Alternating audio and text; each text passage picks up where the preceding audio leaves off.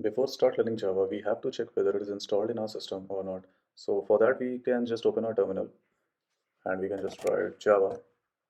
As we can see that it is showing that operation couldn't be completed, unable to locate Java runtime. So we have to install Java. For that, we will just open a browser. We will type Java for Mac. Since my system is a MacBook, so I'll just write Java for Mac. You can, if your system is Windows, you can also write Java for Windows 10, Windows 8, anything. So here is the download link for me. So I'll just click on the download Java link.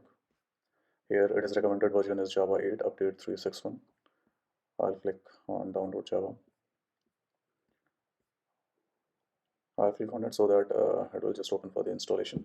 In order to install Java, we will just double click on it and use install.